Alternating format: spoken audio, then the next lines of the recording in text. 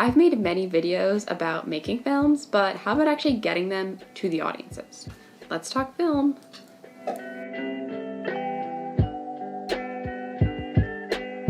Hi, welcome back to my channel. I'm Lauren Schwartzbard, film student extraordinaire, and in today's episode, we are going to be talking about the film distribution process with more of an emphasis on the short/indie film release than a big studio blockbuster or big feature. You might think that distribution is the last thing that you need to worry about, so why bring it up now? But the thing is, you really need to consider your distribution very early on in the process because that will actually impact the whole filmmaking experience, and you have to think about what each option is going to cost you because they are not all equal. You have to think about why you want to make this project in the first place. Remember who you want to tell the story to because that's your target audience, and your target audience will determine your method of distribution. I will touch on these a little bit in this video, but for the most part I won't be talking about Facebook, Vimeo, and YouTube because even though those are great ways to share videos with a lot of people, I want to focus on more traditional methods because I think maybe more people are curious about that part of the distribution process. We talked about the film budget in my last video. So right from that point, you have to be thinking about distribution. You have to be thinking about money setting aside for festivals, for promotional materials, maybe to get a distribution agent, etc. These things can get really, really expensive later on, and you don't want to be scrambling at the end to think, well, what scraps of money do we have left? You don't want to think, well, what can we do with the money we have left? You want to plan this from the beginning so that you are all ready to go so that you can have a smooth delivery process. Speaking of promotional materials, make sure when you're on the set that you have someone taking professional stills because you don't want to just be doing screenshots of your video. You want to make sure that someone's been taking like those key moments on set or maybe the best shots because that is perfect for a poster, for your website, and literally any other kind of promotional material. Another thing you really need to do is research the festival circuit because not every festival will be really perfect for your film, and instead of just blindly entering your film into every free festival or every festival under $10, you want to actually look at festivals that like films similar to yours in the past because you want to strategically enter festivals that you think you have a good chance of winning or ranking because you're entering festivals to get exposure, and if your film doesn't rank, then it's not going to be watched by anyone except the judges. You also want to try to talk to as many distributors as possible and really utilize your local press. If you're a student, you might be able to either go like to your hometown or the university's area and say like, hey, I made this film or whatever, and just like talk about it, try to get them to make a little story about it. Or if you go to a restaurant that is featured, maybe you ask them if you can put up a poster there, like filmed at X. If you go to the local press, this will give you more coverage, which then when you approach a distributor or other kind of agent, your film project will seem a lot more legitimate. Similarly to the film festivals, you don't want to just approach every single distributor with the same speech. It's like if you're applying to a job, you're not just gonna say the same thing to every job offer because they're all a little bit different. You want to make sure you've researched the distributor. Do they like movies like yours? Have they picked one in the past? And be like, my film is similar to this, but a little different in this way. Spin it, get their attention, and get them interested. Pro tip. Make sure before you sign any contracts that you get an attorney to look them over because you do not want to be tricked by anything in the fine print. You'll also need a press kit, and the press kit will include a variety of things. The length of the film, the genre, maybe a synopsis, bio of the filmmaker and the cast, maybe even the crew, publicity photos, those stills we were talking about, resume, contact information, any production details, and those good old newspaper clippings. If you have a trailer and a nice web presence, that is definitely a perk. You definitely don't need a trailer, especially for a very short film. If your film is 5 minutes, maybe you can throw together like a 30-second trailer, but it's not the end of the world. But if your short film is more 15 to 20 minutes, a nice trailer will make a nice impact. And then when you're talking to a distributor, you're like, hey, check out this trailer because they may not think they may think I don't have the time to watch a 15-minute short, but hey, like they may have the time for watch a minute long or 30-second long trailer. But if it's a bad trailer, don't cut it. Don't just make a quick trailer and throw it together to show a distributor. Make sure it's quality work and it represents your film to the best of its abilities. Once you've got these things underway, you can get ready for exhibition.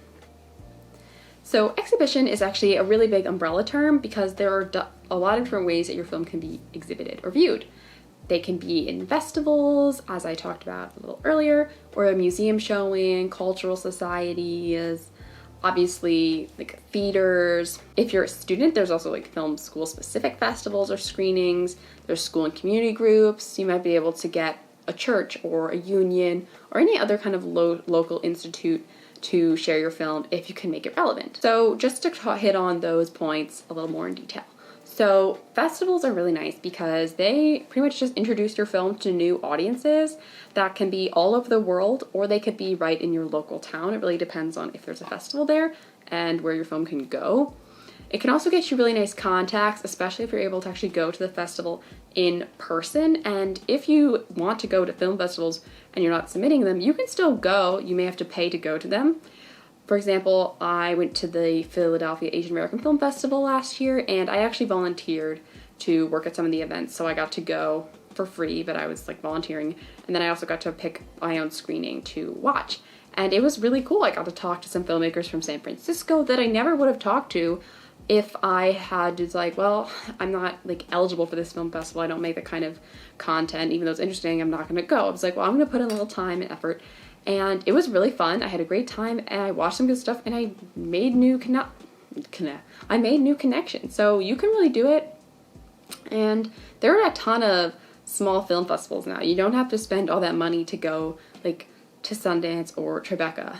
You can go to a small one and still learn a lot and meet people that, if they're in your area, you might ultimately be able to work with, even if you are starting small and you just want to be a PA. So definitely take opportunities as they come and don't ever think something that might be too small for you to take notice of.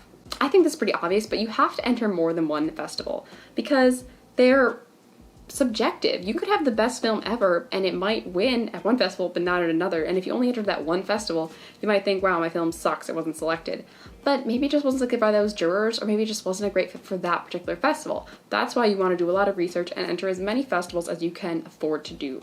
So there are a ton of free film festivals on Film Freeway, but you want to be careful because obviously if it's free, pretty much anyone can enter. So although it can give you a great opportunity, and I've entered my films in some film festivals and they've gotten like honorable mentions and selections, I understand that I'm going against probably a pretty wide pool. Whereas if I was willing to spend even $10 for an entry, the submissions are going to get lessened. There are also some film festivals that can get you, if you win, you could be nominated for an Oscar for your short film, which is pretty crazy and very exciting.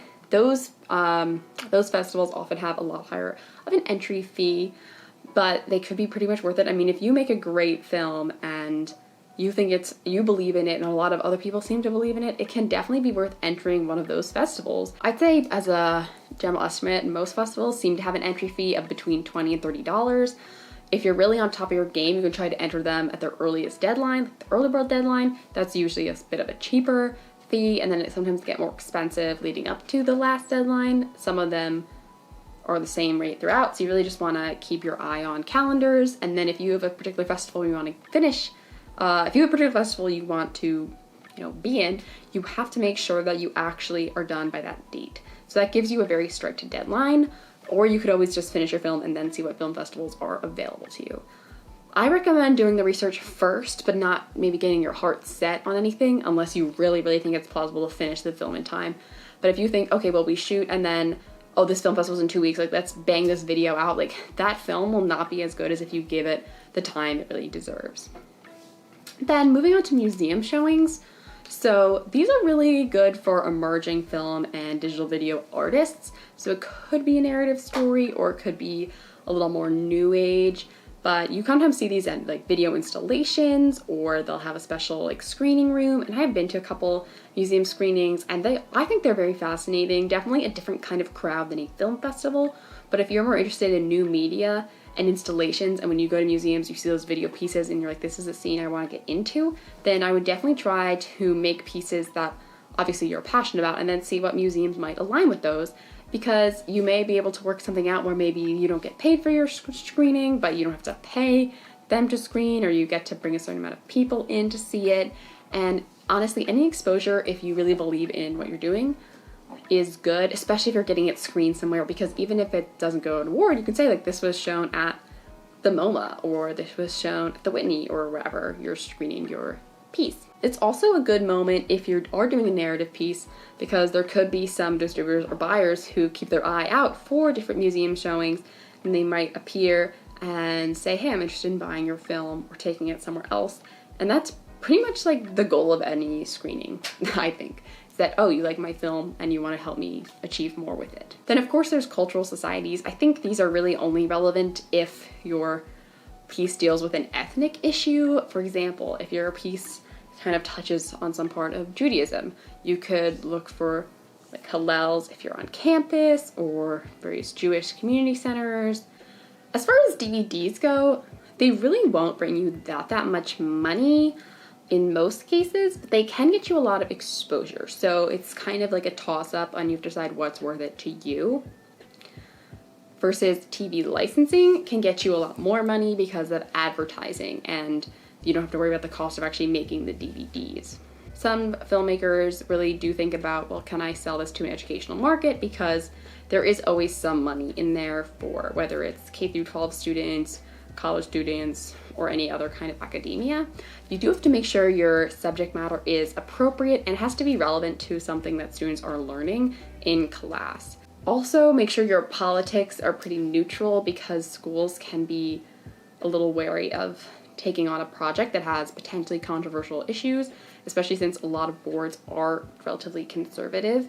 So if that's not something that you can personally align with, then don't make the kind of content. The industry is not something where you can win at every single thing you do. You have to pick what you believe in and what you're seeking out of the industry, and make sure that you give that your wholehearted passion, because if you put in a lot of time to something that you know isn't exactly what you want to do, then you're just not going to have the drive that you really need to succeed and get all those gold stars, basically. As a final thing, there is also self-distribution that you can do. However, it is basically a full-time job, and you may not have that kind of time, especially if you have other roles on the film project, and it can, it's full time, and you're not getting paid for it until kind of after the fact if something gets sold. So you could be putting a lot of time in for limited returns, but you do save on the distributor fee, because there's obviously no distributor, because that's you. So hopefully you found this was interesting. If you learned something, please give it a nice thumbs up. Comment down below any questions you have about the distribution process or anything you want me to touch more on, and I will see you next time, so be sure to subscribe, because this is Film Friday. Bye!